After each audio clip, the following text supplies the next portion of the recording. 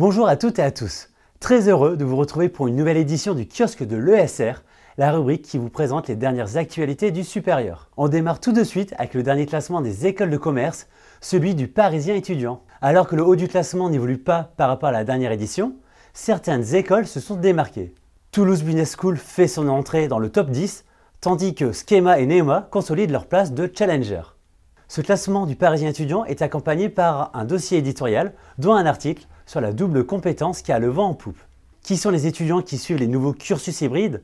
Quelles sont leurs motivations? Pour y répondre, le journaliste Nicolas Chalon est parti à la rencontre d'étudiants en double cursus, qui constituent des profils précieux pour les entreprises. Au niveau international, un autre classement a attiré l'attention, le classement Executive Education du Financial Times, qui dévoile la liste des 90 meilleures écoles de commerce au monde.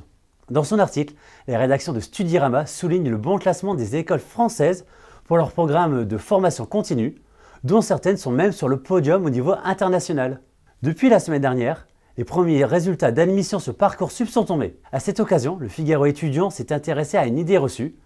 Les élèves des bons lycées sont-ils désavantagés sur Parcoursup? Mythe ou réalité? Décryptage dans cette enquête menée par le journaliste Paul-Henri Wallet.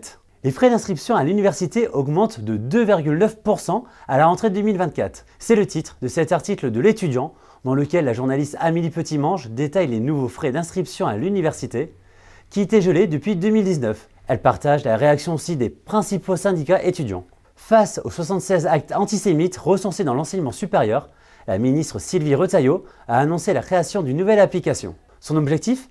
Permettre aux établissements de recenser les actes signalés et leurs suites. Dans son article publié dans Le Monde, le journaliste Soazig Lenévé résume les annonces de la ministre faites lors de son audition devant les sénateurs de la mission parlementaire sur l'antisémitisme dans l'enseignement supérieur.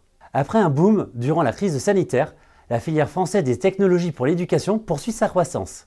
Quel est désormais le poids de cette filière? Explication dans cet article publié sur Campus Matin, dans lequel la journaliste Isabelle Cormati résume en 5 points le résultat de la dernière analyse.